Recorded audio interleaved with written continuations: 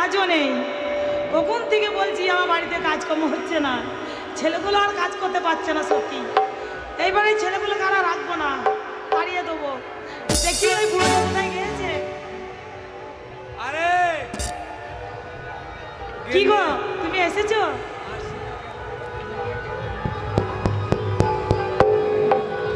গিন্নি, আরে আজোড়া কোথায়? আজোড়া বাড়িতে নেই। তা বাড়িতে রে, তো তুই কি করছিস? কি বলছো তুমি? ভাগনা নামে উল্টো পাল্টা কথা বলবে না বলে দিলাম।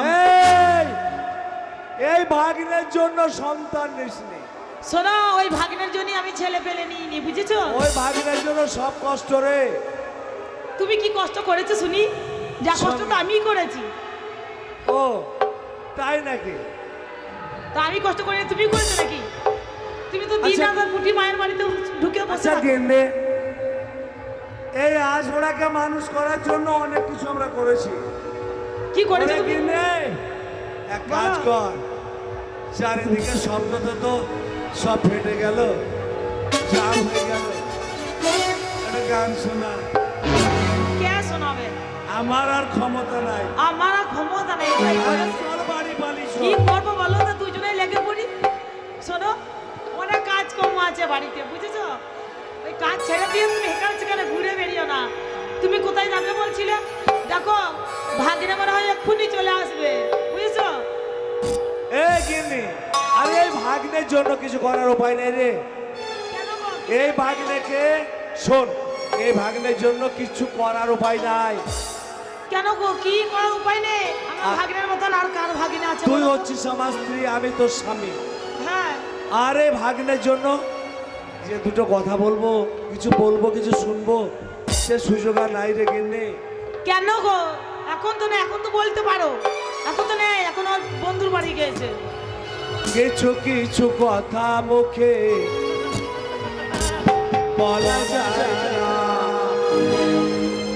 বলি বলি বলে তো বলা হয় না।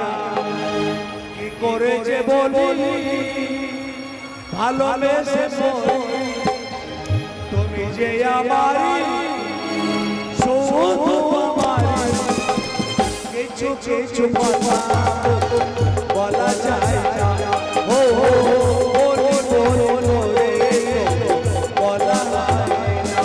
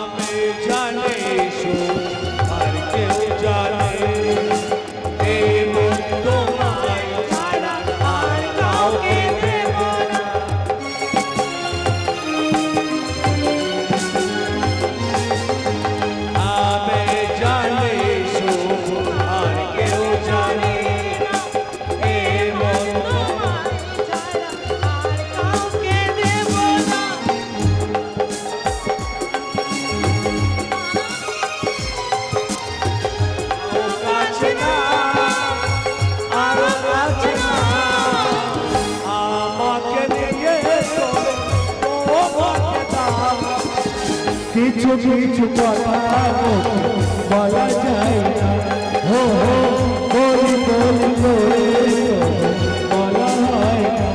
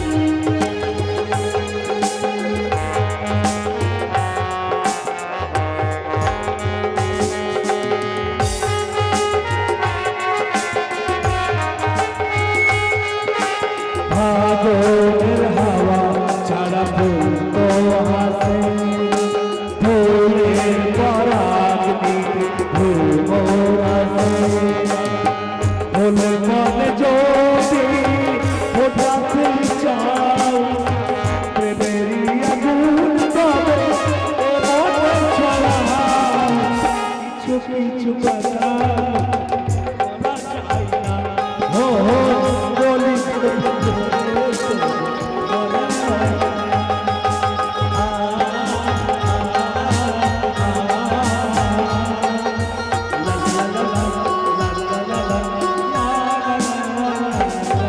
কিন্তু আজকে যখন সুযোগ পেয়েছিলে শোন কিন্তু ওই আজ ওরা হারামজাদার জন্য কিছু করার সুযোগ নেই তোর এই নরম ঠুটে আমি একটা পট্টাপ করে চুমো।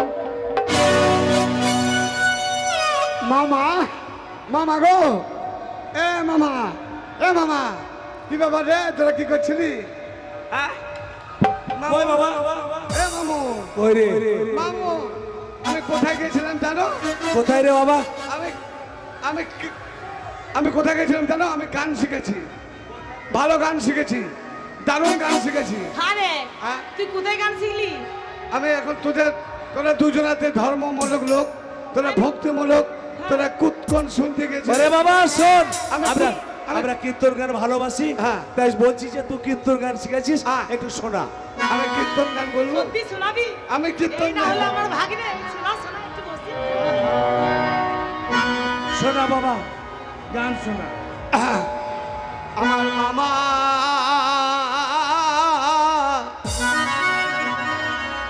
আমার মামি রে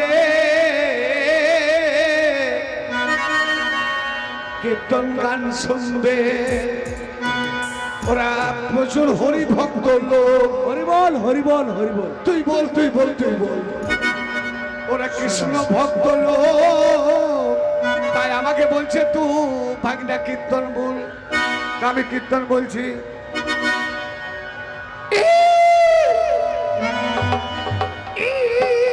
এটা আবার কি কীর্তন রে ওরে সখী আমার হরিবল হরিবল হরিবল এ কিসের শব্দ রে শব্দটা কিসের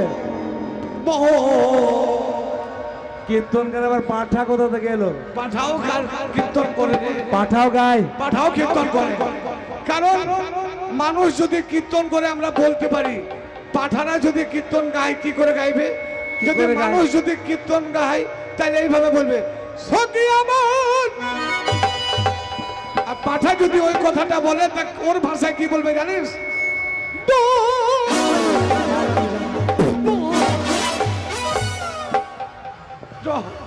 কেমন কীর্তন গায় এ পাঠারাও গায় রে মামু বাবা গানটা বল রে আয় আয় একদিন শ্রীকৃষ্ণ কদম গাছে ডালে বসিয়েছিল আর সখীরা সবাই চান করছিল আর সখীরা চান করছিল কৃষ্ণ তখন কাপড়গুলো নিয়ে বাঁশি বাজাচ্ছে আর বলছে কি বলছে বাবা বেলুন বেলুন মামির বেলুন বেলুন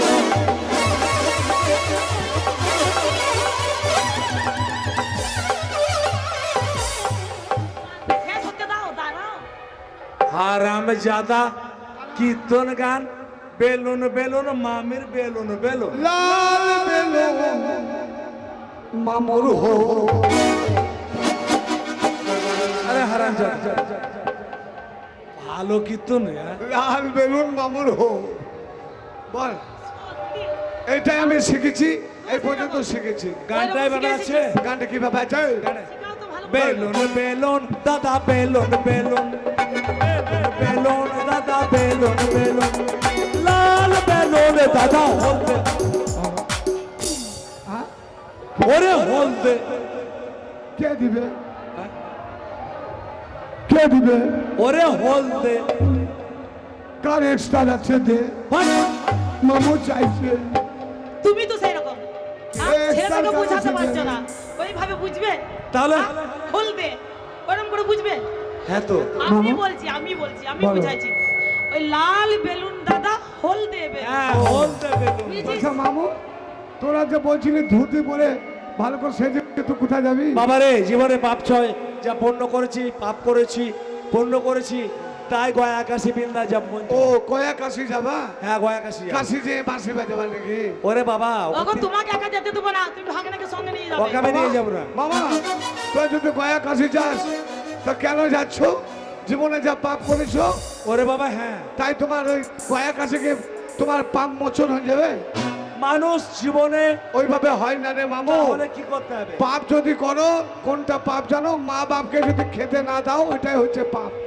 তোর কথা আমি বুঝতে পারছি না। এই দেখো পাথর চাবুরিতে তার উদাহরণ। পাথর চাবুরিতে দেখা যাচ্ছে মাইকে প্রচার হচ্ছে, কি হচ্ছে বাবা? বেটা কুদ্দুস আমাকে নিয়ে যা বেটা, আমি হারিয়ে গেছি। মানুষের বিয়ে হতে পারে। ওই শালার বেটা শালা ও মানুষের- হারাই নাই, ওকে মাকে মেলাতে বাহানা করে নিয়ে এসে ওকে ছেড়ে দিছে। আর ভাত দিতে হবে না, এই একটা সুযোগ পাথর চাপুরি মেলা ছেড়ে দিল। আবার একজন চাচা সেও বলছে বেটা রহমাইনা রে আমাকে নিয়ে যা, আমাকে আমি হারিয়ে গেছি। এইরকম হয়। তাই জন্য মা বাপকে যারা কষ্ট দেয় তাদের জীবনে সুখ হবে না। আর গয়া কাশী মক্কা মদিনা যেখানে যাও মা বাপকে সেবা করো, এইখানেই তোমার সব পেয়ে যাবে। তুই কি বলতে চাইছিস বলতো? আমি বলছি শোনো, তুমি যতই যাও না মন্দিরে বসে, যতই যাও না মন্দিরে বসে, যতই করো গঙ্গা স্নান, বাবা মাকে নাম আসলে হয় না খুশি ভগবান। তুমি যতই যাও না মন্দির মসজিদ, যতই যাও না মন্দির মসজিদ, যতই করো গঙ্গা স্নান, বাবা মাকে নাম আসলে হয় না খুশি ভগবান। বাবা মাকে নাম আসলে হয় না খুশি ভগবান।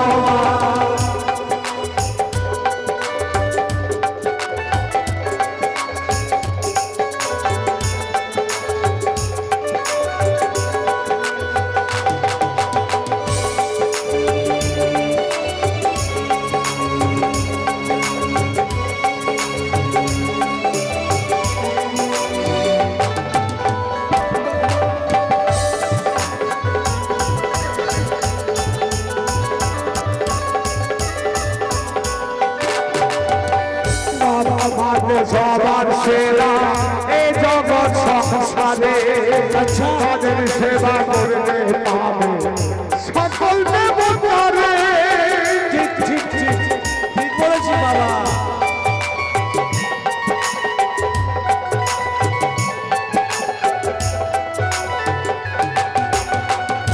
বাবা যে সবার সেরা এই জগৎ সংসারে, তাদের সেবা করলে পাবে সকল দেবতারে। তাদের মধ্যে গুরু দেয়াল, তাদের মধ্যে গুরু দেয়াল, নেই তো কোনো ভগবান। বাবা মাকে না বাসলে ভালো হয় না খুশি ভগবান। বাবা মাকে না বাসলে ভালো হয় না খুশি ভগবান। যতই যাও না মন্দির মসজিদ, যতই যাও না মন্দির মসজিদ, যতই করো গঙ্গা স্নান, বাবা মাকে না বাসলে ভালো হয় না খুশি ভগবান। বাবা মাকে না বাসলে ভালো হয় না খুশি ভগবান। বাবা মাকে না বাসলে ভালো হয় না খুশি ভগবান। বাবা মাকে না বাসলে ভালো হয় না খুশি ভগবান। যেমন হিন্দু মুসলমান জাতি ধর্ম নির্বিশেষে মুর্শিদাবাদ, বর্ধমান, নদিয়া, পুরুলিয়া, পশ্চিম বাংলার সমস্ত মানুষ পাথর চাপুরির মেলাতে আসে, ঠিক ওই রকমই যায় অনেকে গয়া কাশী বাবা আজুরা করতে। তোর মামির কাছ থেকে বিদায় নিয়ে তুই আয়, তোকে নিয়ে বিদায় আমি আর যাবো। নেবো না, এই পর্যন্ত থাক। আয়। আমার চলো।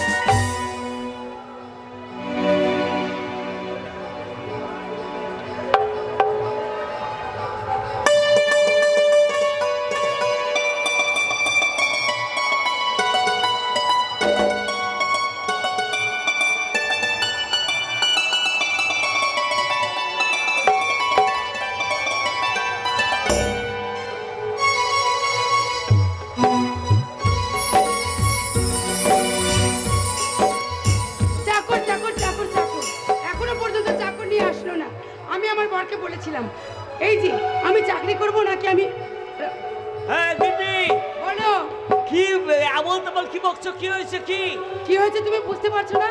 কি বলো? এই যে আমি যে অফিসে যাই, অফিস টাইম করি, আমার যে বাড়িতে একটা চাকর লাগবে, তোমাকে বলেছিলাম, তুমি কি নিয়ে এসেছো? শোনো গিন্নি, বলো। এই দেশে আর কোনো অভাব নেই কারো যে চাকর গেলে আর চাকর নিয়ে চলে আসবো। চাকর খুঁজে পাচ্ছি না, বুঝতে পারলে তো? চাকর খুঁজে পাচ্ছ না? চাকর নেই, অভাব নেই দেশে, চাকরও খুঁজে পাচ্ছি না। ও বুঝতে পেরেছি, তার মানে তোমাদের বাপ বেটিকে রান্না করে আমাকে খাওয়াতে হবে, এটাই বলছো? চো এক কাজ করো, কি? মেয়েটা কোথায় গেছে গো? মেয়েটা কোথায় যাবে জানো না? মেয়েটার কলেজে যাওয়ার সময় আছে। ও কলেজে গিয়েছে। যাক, মেয়েটা বাড়িতে নেই, চাকরের ব্যবস্থা আমি একটা করবো, বুঝতে পারলে তো? করবে। আচ্ছা যাক, মেয়েটা যখন বাড়ি নেই, তুমি আমাকে একটু আনন্দ দাও, একটা গান শোনাও, তারপরে কথা বলছি। আমি একটা কথা বলি, শোনো, আমি তো তোমাকে আনন্দ দিই, আজকে তুমি একটা কথা।